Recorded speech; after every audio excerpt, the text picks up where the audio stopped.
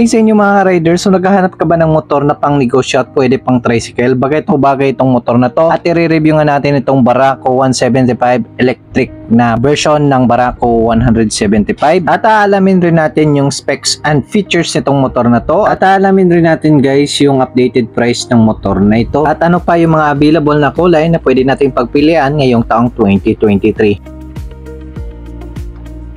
First impression ko pa lang dito sa motor na to, makikita mo na talaga to sa pangharabas na motor. Dahil nga sa kanyang looks at design na sobrang laki, pwede talaga to pang tricycle na motor na to. At bagay na bagay pang hanap buhay. At dahil nga naging sikat ng motor na to dito sa Pilipinas, kaya continuous pa rin yung Kawasaki sa paggawa at pag-improve ng kanilang Kawasaki Barako. At karamihan nga ginagamit nga ito pang masada or ginagawang pang tricycle at ang iba naman ginagawa itong pang deliver sa kanilang mga produkto. Pagdating naman guys sa kanyang makina, meron itong engine type na single cylinder, 4-stroke, air-cooled at single overhead cam at may engine displacement naman ito guys na 177cc at may maximum power na 12.74 horsepower at 4,500 rpm at may maximum torque naman na 13.14 Nm at 4,500 rpm.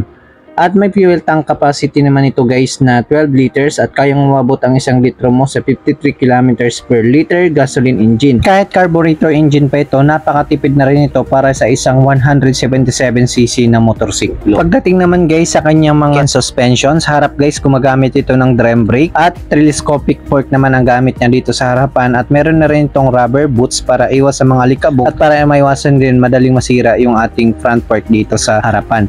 Pagdating naman dito sa likod guys, gumagamit nito ng 4 na coil spring shock absorber na talagang pwede talaga to sa mabibigat na karga at drum brake pa rin yung gamit niyang braking system dito sa hulihan. Para naman sa lightning system nito, sa headlight niya guys is gumagamit ito ng halogen bulb at bulb type na rin yung kanyang gamit dito sa kanyang turn signal light dito sa unahan, pero kahit ganun pa naman napaka-visible niyan. At pagdating naman dito sa likod niya guys is gumagamit pa rin ito ng bulb type, parehas pa rin sa traditional niyang gamit noon pa. At kahit traditional bulb type pa rin yung gamit niya, napakaliwanag pa rin yan sa gabi at kitang-kita pa rin yan. Para naman sa starting system, gumagamit nga itong motor na ito ng electric at kickstarter. At para naman sa size ng kanyang gulong sa unahan at saka sa hulihan, sa unahan natin may size yan na 300 by 17 at sa likod ay parehas rin na naka 300 by 17 at gumagamit yan ng spokes rim type. Pagdating naman guys sa kanyang panel gauge, gumagamit pa rin ng motor na ito ng analog type panel gauge, pero kahit ganun pa man, nandyan pa rin naman ang mga information na kailangan mo para sa motor na ito. Para naman guys sa kanyang handle switch, sa kabila meron tayong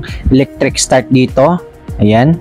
So dito naman sa kabila guys, meron tayo ditong hazard. So may hazard na rin itong motor na ito at meron tayong high and low, turn signal light at yung busina. At kagandahan guys, may pass switch na ito para sa safety features ng motor na ito. Ang ignition system naman ay disusi pa rin ito, shutter key, na talagang traditional type talaga siya. Pagdating naman sa looks at design ay wala kang masabi dahil Barako nga naman talaga sa itsura. Dahil nga itong motor na to ay pang heavy duty talaga at pwede natin pang harabas kung anong gagamitin natin to, pang hanap buhay o pang deliver. Aside from that, napakaganda rin ng kanyang decal graphics dito sa kanyang tangke, and also yung kanyang muffler guys is stylish na rin to at maganda na rin tignan kumpara doon sa mga naunang modelo. At may malambot na rin itong upuan guys para sa comfortable na rides para sa back rider at ng rider. Kung gusto nyo kumuha ng motor na to, meron pala itong cash price guys na 95,000 at kung gusto nyo ng hulugan, may down payment naman 5,000 at may monthly installment na 4,692 pesos. So may rebate pa yan guys, depende na lang sa inyong mga dealer na pupuntahan. Para naman guys sa mga available na kulay na pwede nating pagpilian, meron tayong kulay black, ito nga nire-review natin,